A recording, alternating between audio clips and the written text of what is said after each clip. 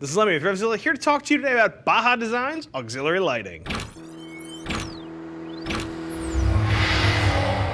You should be checking out some Baja Designs auxiliary lighting if you need more lighting on your motorcycle.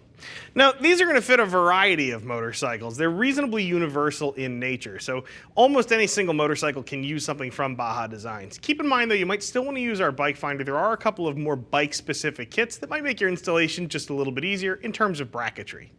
Now, installation on here, we're probably looking at either a difficult 1 or an easy 2 beards on our beard scale of difficulty. You're going to need a little bit of electrical knowledge as well as some basic hand tools to get these puppies fitted up onto your motorcycle. We'll talk just a little bit more about that in just a moment.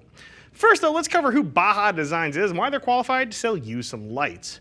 Baja Designs was founded by a pair of Baja racers. If you've ever seen the Baja 1000, you understand that this is a race that goes through the night. They need lots and lots of light, traveling at super high speeds off-road. It's a very risky race. Lighting really is paramount.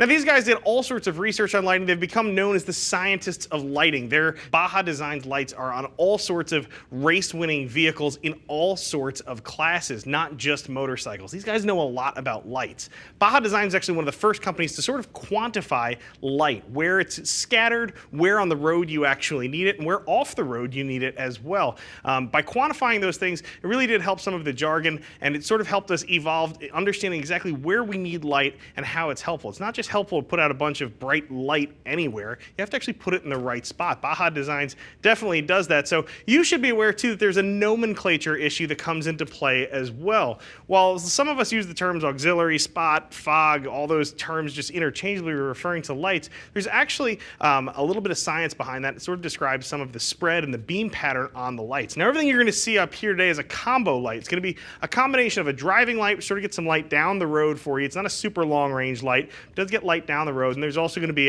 a sort of a flood function too, like a spot function off to the side, sort of lighting up the foreground a little bit for you too.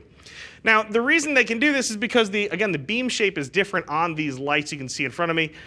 Now, these can all be swapped out. So we really have to talk about construction in order to tell you about some of those beam patterns. One of the cool parts about Baja Designs lights is they use U-service technology, meaning that these lenses on the front are not traditionally siliconed in. Normally, on a fog light or an aftermarket auxiliary light of any type, you'll see those lenses glued into place, usually using silicone or some sort of an adhesive. What it means is the light's not serviceable at all.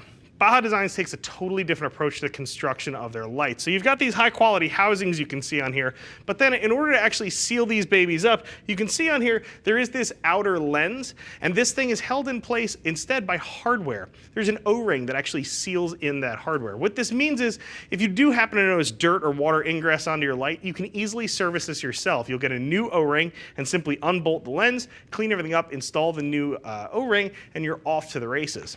What this also means is these are user serviceable lenses. They're not just serviceable, but they're also swappable. So regardless of whether you want a different color, perhaps a different beam pattern or style, you can totally customize these lights to your liking. So you can see up here we've actually got 4 different lights. They look like it's just 2 different lights. I'll explain that to you in just a moment here. But over here we've got the S2s, and over here we have the Squadron. These are going to be the lights you're going to find on RevZilla.com. Taking a peek at these, I think what you're going to notice is the big difference here is obviously the form factor. Here you've got a 2 LED light. Over here we've got a 4 LED light.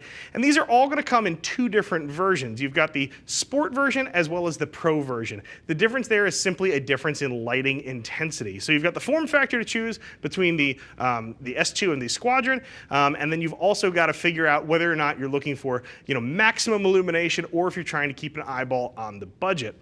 Now these things are all going to throw lots of light, again, depending on where you place them. So where you actually mount these things to your motorcycle is very important. You are going to want to kind of play around with things.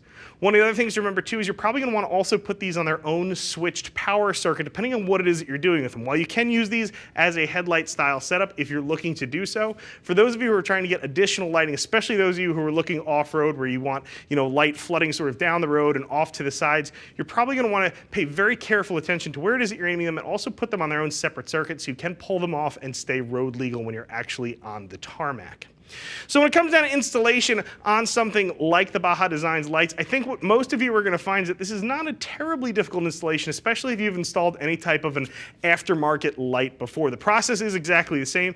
If you've never done such a thing, not terribly difficult. These are actually an excellent first electrical project. If you're just getting your feet wet, kind of learning how to do electrical work, adding something like lights really is phenomenal.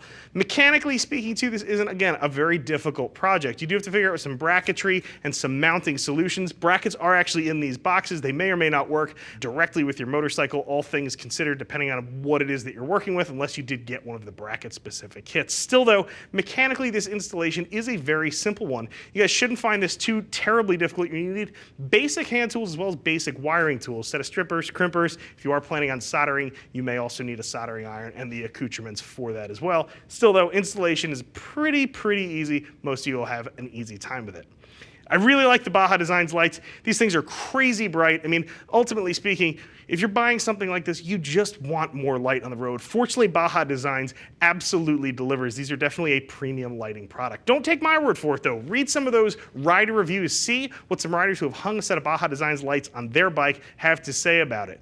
Now, if you've got any questions about installation, perhaps fitment, beam pattern, don't be afraid to get in touch with one of our very friendly gear geeks, 877-792-9455. Of course, you can always get us via email as well. See us at RevZilla.com. I'm Lemmy.